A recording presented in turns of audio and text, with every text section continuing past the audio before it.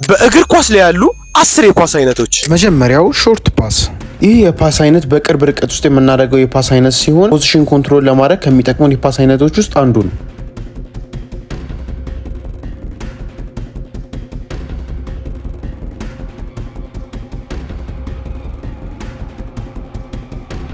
ሁለተኛው ሎንግ ፓስ።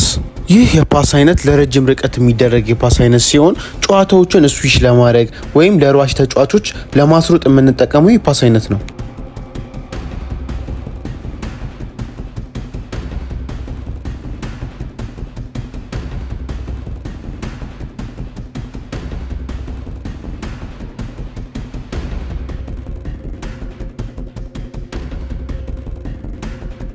ሶስተኛው ስሩ ፓስ።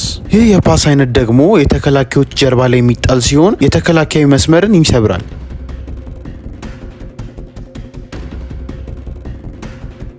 አራተኛው ሎፍትድ ፓስ። ይህ የፓስ አይነት በተከላካዮች አናት ላይ የምናሳልፈው የፓስ አይነት ነው። አምስተኛው ከትባክ ፓስ።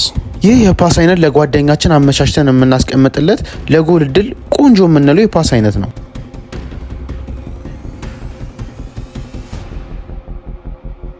ስድስተኛ ውል ፓስ። የፓስ አይነት ኳሱን ፓስ ካረግን በኋላ ተከላካዩን በስፒድ አሸንፈን ኳሱን ድጋሚ መቀበል፣ የተቀበልነውን ኳስ ደግሞ አታክ ማድረግ ነው።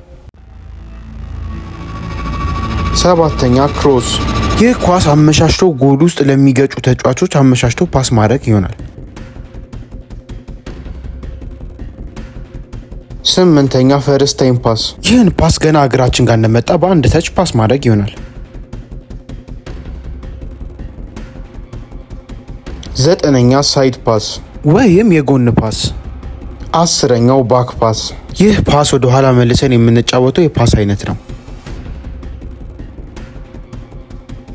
ያላችሁን ጥያቄ ኮመንት ሴክሽን ላይ አስቀምጡልኝ። ቪዲዮውን ላይክ፣ ሰብስክራይብ፣ ሼር ማድረግ እንዳይረሱ።